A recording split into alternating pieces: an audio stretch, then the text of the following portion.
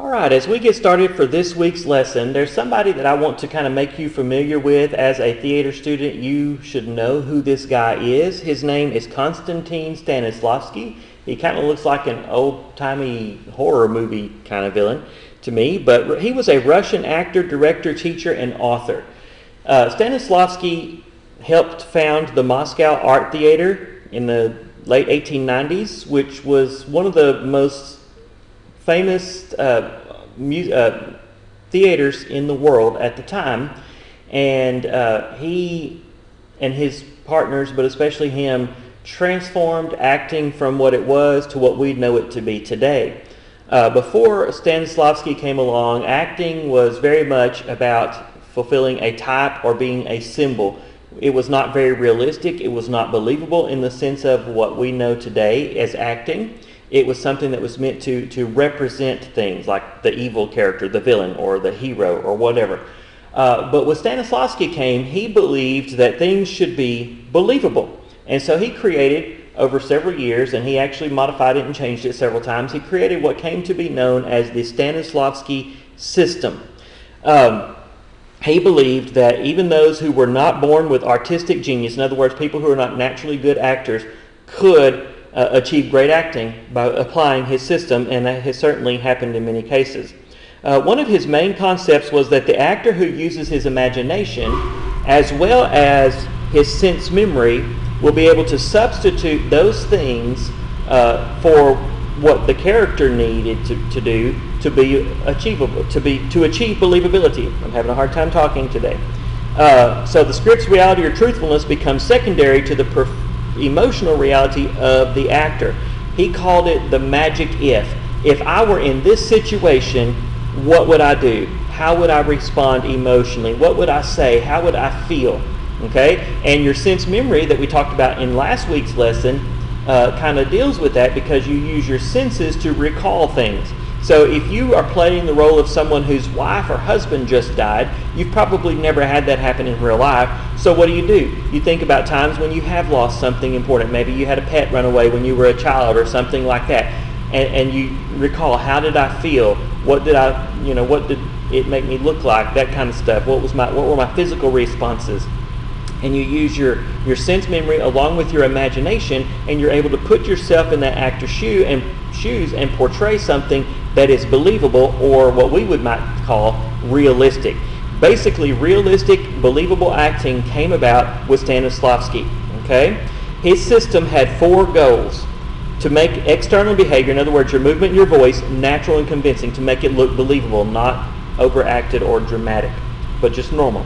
Number 2, to know and carry out the objectives or inner needs of a character. Character's objectives are what the character wants or needs. You need to, according to Stanislavski, you need to know those needs and try to do what you can to accomplish those needs. Number 3, to make the life of the character on stage continuous with a past and a future and a life in between the scenes on stage. So as an actor, you would need to know what your character did before the play started and what your character does after the play is over. And number 4, to commit to action. In other words, behaving in ways to get a character's objective. So if your character has something he or she wants or needs, your actions on stage need to be in fitting with that objective. In other words, everything you do on stage is to accomplish that objective. You also need to be involved in reacting. Many people say acting is reacting, and that's what often happens. You listen, you respond to the other characters. That's one of the reasons we worked on the observation lesson last week. Now, Stanislavski's system, which is based on the actor's own experience and emotions, helped create an onstage reality that reinvented the theater. It revolutionized theater. He later cautioned against adapting his system, but in doing so, he did not account for the differences in the actors' cultural backgrounds and artistic sensibilities. Now, eventually, Stanislavski and the Moscow Art Theater toured America and made a big splash when they came here. And they won over some actors from a group called the Group Theater, and it was in existence from 1931 to 1941, and it was in New York City. 3 of the actors from that group decided to create their own actor training center in 1947, and it was called the Actors Studio. They used his system and adapted it for their own needs to teach acting. And so really they were the first ones in America to make acting truly what we know of as realistic and believable. The guy who took over the actor studio in 1952 and who ran it for 30 years developed and changed the Stanislavski system and refined it and branched out from his ideas. This technique came to be known as the method. If you've ever heard of method acting, that's what Strasberg developed based on Stanislavski's idea. The actor studio still exists today. It's part of the New School in New York City, and it offers a 3-year graduate training program in playwriting, acting, and directing. Many famous actors are products of the actor studio. Some of the ones you might be familiar with today are Alec Baldwin, Robert De Niro, Marilyn Monroe went there, Paul Newman, some others that you probably have not heard of. There are more modern ones than this. This was listed here in our book. Our book's a little old. In this particular picture, you see Vivien Leigh and Marlon Brando. Vivien Leigh, in case you have ever seen Gone with the Wind, was Miss Scarlet in Gone with the Wind, and Marlon Brando played in lots of different movies as well, and they are products of the Actors Studio. All right, now we want to move on to the lesson for this week. This week we're talking about pantomime and body language. Let's focus in for a moment in this picture here on the page that I'm showing you. In this particular picture, you see 3 mimes. Now, mimes are actors who act without words, okay? And they use only body language to communicate what they're saying. Just to kind of give you an idea of how important body language is, when we communicate, we usually use words. But 70 to 80% of our communication is actually done through body language. That's why you have to be real careful when you read a text message from someone or something like that and you try to interpret too much from it more than what the words say, because you don't see the body language to go with it, and that makes a difference. Body language communicates 70 to 80% of what we communicate to other people, because your words may say one thing, but when you put it in context with the body language, it may mean something not what you thought it meant. We haven't seen the whole scene that they're acting out here, but we can gather enough just from the picture we see that it appears that the guy in the middle is scared of something or has seen something that's frightened him, and he's pointing it out, and the other 2 are maybe trying to help him and console him. We're not really sure, but we can gather some ideas based on the body language there. So in this lesson, we're going to talk about body language and its importance in acting, and we're going to work on pantomime for this lesson, and your project for this lesson will actually be pantomime. I'm having trouble getting my lights to be just the way they need to be. Maybe that's a little better. All right, we'll try that and see how that works. Okay, now before we get into our lesson, let's think about what acting really is. Acting is really make-believe and pretend. When you were a child, you probably played make-believe and pretend quite often. I know as a child, I often pretended with my brother to be cowboys and Indians, or we sometimes played cops and robbers, or whatever, and sometimes you find some people play a house or whatever, but in those particular things you pretend to be something that you're not. Let me go change a different light and let's see if that makes a difference.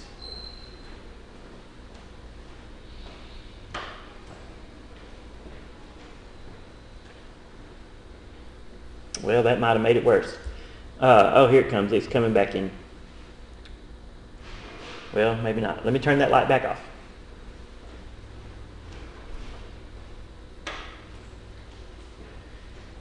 Okay. Anyway, you make believe, you pretend. Now, when I was a child and we played Cowboys and Indians, my brother and I would usually put on a full headdress, and of course it was not a real headdress, but it was, what I thought was. And I had a plastic bow and arrow, and we played like that. I would run around the yard with that, and I was shooting my arrows at my brother, and he had his toy gun, and he was shooting at me. Now, as adults, we kind of lose that inhibition, and so we probably wouldn't do that today, but then we did. Acting is basically like that. You pretend, you get into the moment, and you pretend to be that person, and you take on that part, and you take on that role, and everything that you do as the actor in that playing that particular character should communicate that, including your body language. Now, to practice on body language, we're going to practice with pantomime. Pantomime is the dramatic sketch used without words. Okay. Now, mime, it's sometimes called mime rather than pantomime, is one of the oldest forms of theater. It's the dramatic art of representing life through expressive movements of the body and the face. The English word mime comes from the ancient Greek word mimos, meaning to imitate or to mimic. Pantomime usually refers to the mime dramatic sketch as a whole. The actor performing a pantomime must communicate without words, using precise gestures and exact movement to convey ideas. If you've ever seen mimes performing, you will see that often they perform as if they are stuck in a box, and they convince you that there's an invisible box there and they're really stuck in it. That's how good they are. The mime's objective is to make the audience believe in the world he or she is creating. That's what all actors' objective is. You want the audience to believe in your world, your reality that you're creating. As you learn the basic techniques of mime, you will feel your body becoming your instrument. Your timing, coordination, and reflexes improve. This in turn helps you communicate better in your personal life. You will also come to appreciate the importance of nonverbal communication and body language. Okay, so let's talk about some body language for just a few moments. Now, the chest is one of the most important parts of our body when we are trying to communicate. In acting, in theater, we say that the chest is the driving force behind emotion. Just with a move of your chest by a few inches can communicate vastly different messages. And so it's really important. If you really understand how to use your chest to communicate, that makes a world of difference in acting as well as in real life. Let's look at this first picture. You'll see this girl has her shoulders straight back. She has her chest out.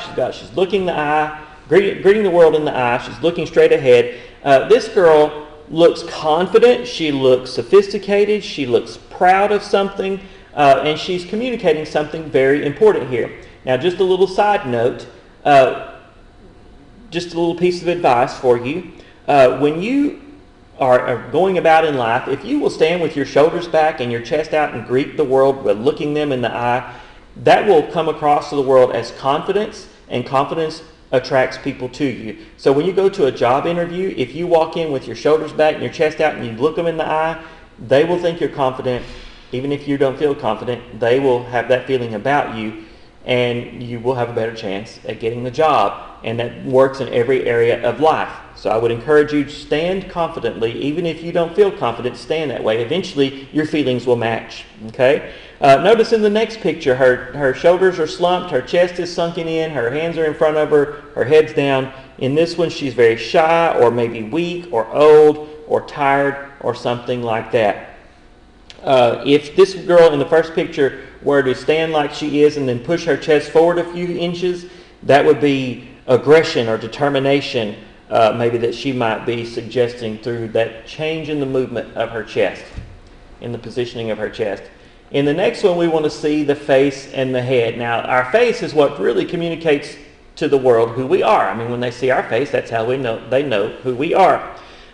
You can communicate tons just by subtle little facial expressions. When I spent some time in the Philippines, the women there tend to communicate a lot just by little facial expressions. They may not say a lot of words, but they can speak volumes by just a change of their eyebrows or something with their eyelids or their mouth, and they communicate, and the men know exactly what they mean when they see those expressions on their face.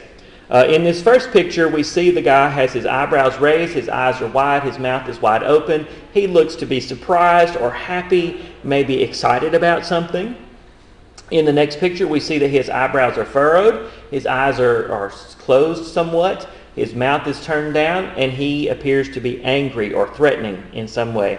In the last picture here, we see the guy has his eyebrows raised, his head tilted to the side, his eyes are open, his mouth is straight across here. This can be like he's paying attention, he's listening, he's curious of something. But see, without words, we, in all three of these pictures, get a message just because of his body language. Now, the face is very important to communicate with. If you will notice on the page that we just looked at, these mimes, notice what their face is covered in. It's called clown white makeup. Okay? And mimes wear this makeup because since they don't use words, they need to draw attention to their face, which helps them communicate. That white makeup draws your eye to their face. You'll notice the mimes on the first page that we looked at used black makeup on their lips, above their eyes. Now you'll see how his eyebrows here, they're actually painted above his eyebrows, not on the eyebrows, because the forehead moves more than the eyebrows do. But there's makeup around the eyes as well. You'll notice the mime on this page has some black, but she also has red on her lips and on her cheeks. Everything that they put on their face is meant to either draw attention to their face, or these particular things are meant to help us see more of what expressions their faces are making, which helps communicate a little more. Now, the clown white makeup comes in what is called pancake makeup. Pancake makeup is just a little cake of makeup about that big around, about as big around as my hands when they form a circle, and it's just a hard little cake of makeup. And what they do to put it on is they'll take a sponge and dampen it. They'll rub it onto the pancake makeup, then they rub that makeup on their face. Then they apply their red and or black makeup around their eyes, above their eyebrows, on their lips, and sometimes on their cheeks. And then they will take baby powder, put it in a sock, and they'll tap the sock on their face to get the baby powder on their face to set the makeup. Sometimes they also have a spray that they can use to set the makeup. That way it doesn't sweat off or run away when they get warm. Okay? Now let's move on. We're going to talk about the legs and the feet. Notice in this first picture here, the guy is standing with his leg crossed over, and he's kind of relaxed, got his hands part way in the pocket. Just a little side note, your hands part way in the pocket, or if you put your thumb in your pocket and the other finger's out of the pocket, that's a sign of confidence. If you put your hands all the way in your pocket, that's a sign of weakness or shyness or fear or a lack of confidence, nervousness, something like that. So think about that when you stand with your hands in or around your pockets. Also, putting your hands behind your back is a show of confidence. Putting them to your side is a show of confidence. Putting them in front of you is a show of weakness or a lack of confidence. So be careful about where you place your hands when you stand. But in this one, notice how he looks very relaxed or chill. He looks very casual. He may even look a little arrogant or stuck up. In the next picture, notice how his leg is kind of bent in somewhat, and his feet are turned in, and his shoulders are down, his chest is sunken in. The whole picture together tells us he's either shy or he's timid, maybe curious about something, a little bit scared, possibly. In the next picture, he stands with his feet shoulder width apart, and he is appearing to be with his hands on his hips. He looks a little like Superman. Maybe he's confident, maybe he's threatening, maybe he is arrogant. I don't know. Now, on the last section here, we are looking at hands. Now, if you'll remember, the mimes on the first page wore white gloves on their hands because the white, again, draws attention to their hands, which helps them communicate. Now, in this first picture, notice she is standing with straight up, with her head tilted forward, and her fists clench.